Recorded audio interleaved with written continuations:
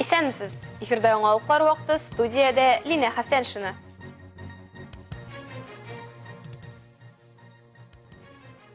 Россия президенты Әлмәттә югары нефть мәктәбе кампусын ачты. Ул аны илдә иң яхшыларның берсе дип атады. Вуз, в котором вы учитесь сегодня, один из, конечно, самых перспективных, один из лучших в стране. Республикада ел укытучысы Бүтән Россия бәйгесенең зона этабы старталды. Районыбызда узган бәйге 20-гә якын педагогны җыйды. Так, в какой же области мы будем с вами работать? Отлично. Хисап җыелышлары дәвам итә. Ознакай районы авылларында да халык җыеннары узды. Күпер бүгенге көндә Шәпилә менә башкорт ягыннан үзебезнең Бакалы районы белән тоташтырды. Әлмәттә үлем белән тәмамланган юл транспорт һәлакәте теркәлде. Фаҗига кичә 1 февраль кичке сагат 6 тулганда була. Яршаллы Әлмәт трассасында Лада Калина автомобилен йөртүче куркынычсыз тизлекне сайламыйча җәяүлегә өстенлек бирми һәм аны бәрдерә. Беренчел мәгълүматлар буенча җәяүле көйләнмәгән җәяүлеләр үтүе буенча йөрү өлешен яктылык кайтара торган элементларсыз үткән. Юл транспорт һәлакәте нәтиҗәсендә 1967 елгы җәяүле алган тән җәрәхәтләреннән урында ук җан биргән. Россия президенты Владимир Путин телекүпер форматында Әлмәтнең югары нефть мәктәбе фәнни тикшеренү һәм уку үзәген ачты. Тантанада Татарстан Республикасы рәисе Рөстәм Миңнеханов та катнашты.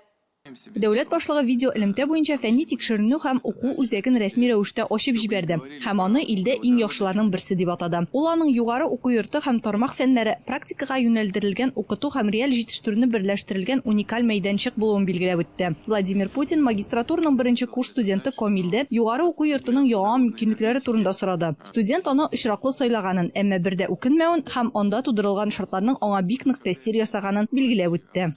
Вуз, в котором вы учитесь сегодня, один из, конечно, самых перспективных, один из лучших в стране.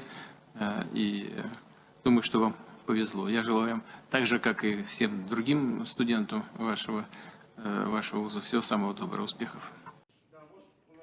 Тантанага кадәр федераль һәм төбәк матбугат чаралары журналистлары өчен югары нефть мәктәбе объектлары буенча экскурсия үткәрелде. Гомумән алганда үзәк 110 000 квадрат метр мәйданлы корылмалар комплексына гыйбарәт. Ул 2 уку лаборатория корпусын, 60 лабораторияны һәм 72 уку аудиториясын үз эченә ала. Алар дөнья дәрәҗәсендәге заманча җиһазлар белән җиһазландырылган. Уку аудиторияләрендә укытучылар өчен дә, студентлар өчен дә барлык шартлар тудырылган. Алар кайда булуларына карамастан белем ала. Эти аудитории предназначены для ведения различных типов. Бу аудиториялар бина эчендә урнашкан аудиториялар өчендә, бина тышындагы аудиториялар өчендә төрле төрдәге дистанцион дәресләрне тулы күләмдә гамәлгә ашыру өчен ясалган. Реализация в полном объеме дистанционных занятий разных видов. Биредәге югары нефть мәктәбе базасында бер юлы 2 алдынгы инженерлык мәктәбе уңышлы үсеш алган илдәге бердән-бер югары уку йорты. Беренчесе авыр чыгарыла торган нефть запаслары буенча һәм икенчесе биотехнологияләр буенча инженерлык мәктәбе. Но у нас всю неделю проходит, скажем так, Бездә атна буе форум уза. Анда без ятмаларны эшкәртүнең иң актуаль темалары буенча мәсьәләләрне хәл итәбез. Бу бездә авыр чыгарыла торган запаслар. разработки у нас трудноизвлекаемые запасы. Журналистларга шулай ук югары квалификацияле тармак белгечләрен әзерләргә мөмкинлек биргән браулау тренажеры өчен нефть һәм газ чыгару өчен җиһазлар лабораториясын күрсәттеләр. Браулау җайланмаларының хәрәкәт системасы, яңа эшләнмәләр һәм башка күп нәрсәләр турында сөйләделәр. Сегодня, я думаю, не только для Альметьевска, но и для всего Татарстана такое историческое событие, в частности для нефтяной отрасли, очень организованно все, очень современно. Я смотрю такой белой завистью, которую здесь учатся молодежь, студенты. Моннан тыш, югары нефть мәктәбе территориясендә 712 кешегә барлык уңайлыклары булган тулай торагы, спорт үзәге, укытучылар һәм хезмәткәрләр өчен 188 фатирга исәпләнгән торак комплексы, балалар бакчасы, кунакханә һәм җир асты паркингы бар. Югары нефть мәктәбе Россия картасында яңа заманча яшьләр, фәнни акыллар һәм тикшерүчеләр өчен җәлеп итү урыны. Алсу Нуриева, Рафаэль Сафин, яңалыклар вакыты, Луч Әлмәт телекомпаниясе. Ел башы белән Ознакай районы авылларында актив рәвештә халык җыеннары үткәрелеп килә. Шуның чираттагысы Тымытык авылы җирлегендә узды. Теманы Илмира Шәрифуллина дәвам итә. Җыелыш башланыр алдыннан районның халыкка хезмәт күрсәтү оешмалары вәкилләре тарафыннан гражданнарны кабул итү оештырылды. Торак коммуналь хезмәтләр, пенсия фонды бүлеге, прокуратура, Азнакай агрофирмасы җитәкчеләре, эчке эшләр бүлеге хезмәткәрләре, мәгариф, социаль яклау, сәламәтлек саклау учрежденияләре вәкилләре халыкны кызыксындырган сорауларга җавап бирделәр. Тымытык авылы җирлеге үз эченә 3 авылны ала: Әгер, Күктәкә һәм Тымытык авыллары. Бүгенге көндә җирлектә 2000-гә якын кеше яши.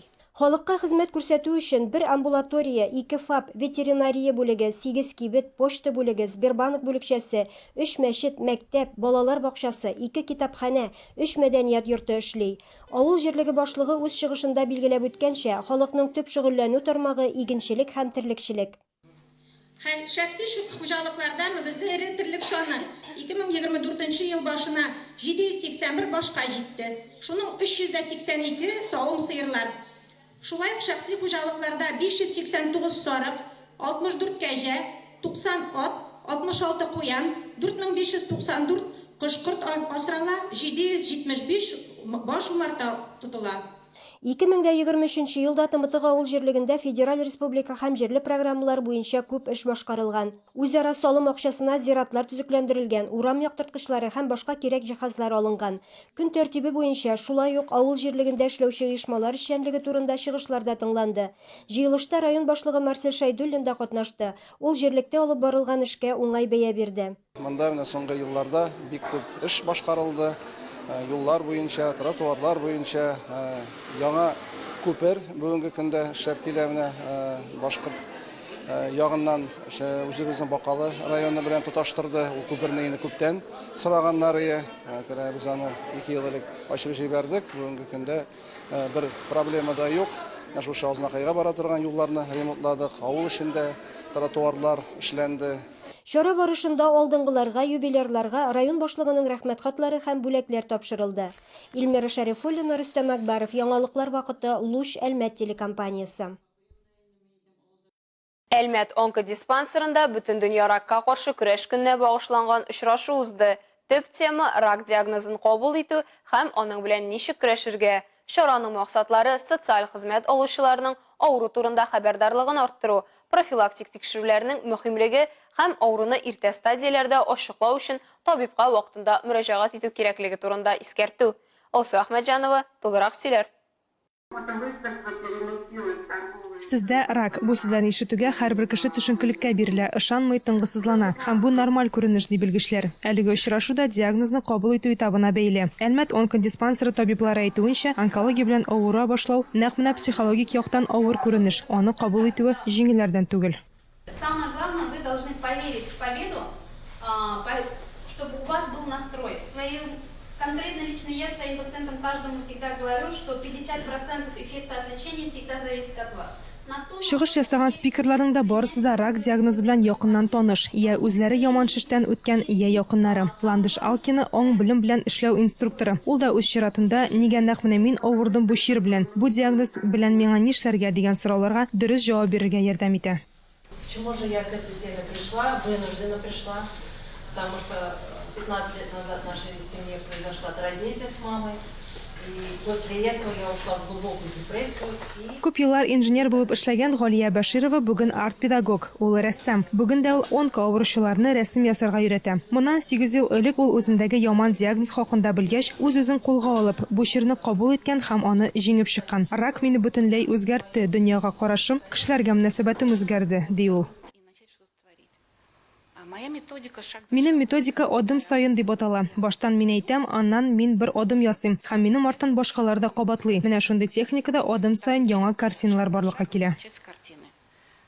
Бүген Әлмәт онкодиспансерында 17800 кеше учетта тора. Бу барлык көньяк-көнчыгыш районнарны исәпкә алып. Диспансерда көненә 500 кеше дәвалана. Белгечләр әйтүенчә, рак яшәрә, ләкин әлегә күпчелек авыручы 55-60 яшь аралыгында. На ранних стадиях, к сожалению, онкологические заболевания никакие симптомы не дает, и таким образом Яман шиш авыруының башлангыч стадиясында бернинди белгиләре дә булмый. Шуңа күрә чир таралып, 3-4 стадиясына җиткәч кенә авыру безгә мөрәҗәгать итә. Диспансеризация, профессионал һәм медицина тикшерүләре вакытында без мәсәлән шул ук полипларны да табабыз. Без аларны яман шиштән коткарабыз. Это профилактика, мы их спасли от рака. Алсу Ахмаджанова, Рабил Базартинов, Яңалыклар вакыты, Луч Әлмәт телекомпаниясе. Татарстанда ел укытучысы Бүтін Россия бәйгесенең зона этабы старталды. Әлеге этапта республиканың 9 муниципаль районының иң яхшы укытучыларын сайлыйлар. Әлмәт районында узган бәйгедә исә республиканың көньяк-көнчыгышындагы 6 районнан 18 педагог катнашты. Тулырак алдагы материалда.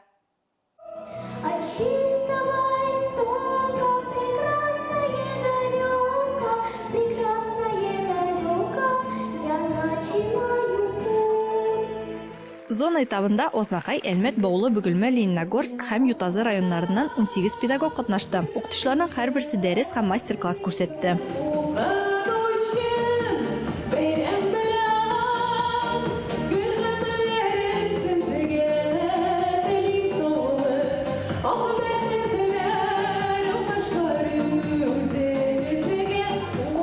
Испытание – это всегда вызов по отношению к самому. Бер яктан бәйге сынаулары үз-үзең аша чыгуга тиң. Икенче яктан педагогның әлеге вакытка кадәр үткән бөтен юлын бәяләү мөмкинлеге. Ә укытучылар бүген ясаган адым иртәгә республика күләмендә зур җиңүгә китергә мөмкин. Делают учителя, завтра, возможно, приведет к большой победе.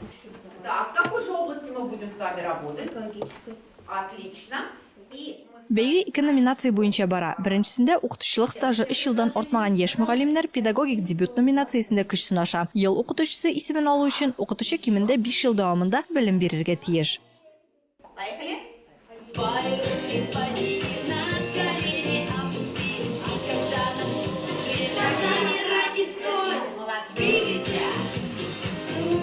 Учителя разных предметов, то есть конкурс проводится по всем предметам учебного плана. Конкурста төрле фәннәр укытучылары катнаша. Шул исәптән татар һәм инглиз телләре укытучылары да. Әзерләнгәндә алар яңа танышулар һәм яңа белемнәр алалар. Бер-берсе белән мөһим мәгълүмат белән алмашалар. Укытучыларның үзара бәйләнеше һәрвакыт үсешкә юнәлтелгән. Учительское взаимодействие, оно направлено на развитие. Здравствуйте, ребята! Я рада вас приветствовать на уроке окружающего мира. Зовут меня Светлана Вячеславовна. Укытучыларның дәресләре төрле булса да, катнашуның сәбәбе охшаш, мөһим тәҗрибә алу. Цель – участие, победа, естественно, куда же без этого. Чего я жду? Наверное, очень положительных результатов, а самое главное – взаимодействие с педагогами высшего уровня и получение какого-либо опыта.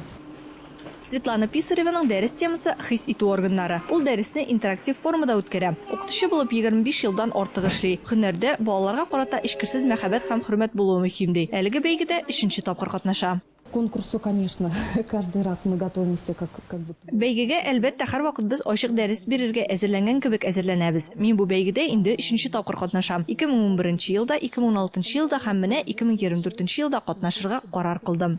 В 2004 году принять участие. Зона этабында җиңүчеләр Бүтін Россия бәйгесенең төбәк этабына юллама алачак. Алсу Нуриева, Рафаэль Сафин, Яңалыклар вакыты, Луч Әлмәт телекомпаниясе. Спасибо огромное вам за работу, ребята.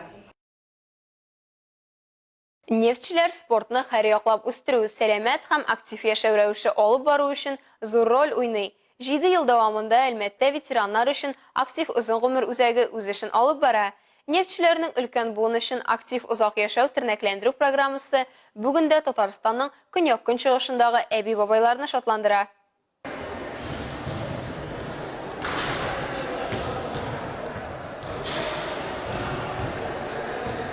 Бүген Әлмәт районында 45 меңгә якын лаеклы ялдагы кеше яши. Төбәгебезнең өлкән буыны өчен Татнефть компаниясе генераль директоры Наил Маганов инициативасы белән актив озын гомер программасы гамәлгә ашырыла. А что значит активное долголетие? Значит движение. А движение – это жизнь. Поэтому все мероприятия, которые проводятся в нашем районе, городе, конечно, они на это нацелены. Мне кажется, что активное долголетие в наших руках, и наши руки должны быть постоянно заняты. А ноги всегда бегали. Добрый день всем! Дорогие команды, очень рады вас видеть. Пусть эта встреча у нас пройдет сегодня весело, задорно. Вы получите какой-то заряд бодрости. Чыннан да, 3 яшь төркеме вәкилләре үзләрен яхшы формада һәм күтәренке кәефтә хис итә. Нурсина Кәрим кызы районның башка актив ветераннары кебек үк сәламәтлекне җайга салу мөмкинлеге өчен нефтчеләргә рәхмәтле. Бик зур рәхмәт Татнефтька. Шул хәтле безне хөрмәт итәләр, безгә бөтен нәрсә бирәләр. Дают возможность, чтобы мы только ходили, занимались. Это такой стимул, я здоровье свое поправила. Ну, вообще здорово. Так что пускай бабули, дедули дома не сидят, приходят к нам. Актив озын гомер программасы шулай ук өлкәннәргә спорттагы күрсәткечләрне яхшыртырга һәм ярышларда бүләкле урыннар яуларга ярдәм итә. Күңелле стартларда 19 команда катнаша, аларның һәрберсенә 8 төр сынау узарга кирәк. Мне очень нравится, у нас вообще здорово, такие мероприятия проходят, очень хорошо отмечаем праздники. И вот сюда пришли на соревнования, думаем, что мы победим. Нефтчеләр тарафыннан пенсионерлар өчен тудырылган шартлар, мисал өчен Мирас спорт сәламәтләндерү комплексында бушлай шөгыльләнү мөмкинлеге, берәүләр өчен шатлык булса, Зөлфира апа өчен горурлык. Я недавно отдыхала в Сочи и разговаривала с женщиной из Краснодара. Показывала свои то, что у нас проводится, все. Она вытрящила такие глаза. Вау, у нас вообще, говорит, ничего этого нет. Я, говорит, к вам хочу и позавидовала. Көмеш яшь вәкилләрен сәламәтләнергә, аралашырга, яшьлекне искә төшерергә һәм очрашуларда яңалыклар белән алмашу мөмкинлеге булу сөендерә. С таким удовольствием ходим, энергии набираем с общением, мы пока идем пешком до парка и обратно. Очень хорошо. Я желаю всем пенсионерам заниматься спортом. Бодрости, сил, здоровья всем желаю. Әлегә шулар, мин Лина Хәсән, монтаж операторы Динара Гайнетдинова, сезнең белән сау булашабыз. Исәнмин булыгыз.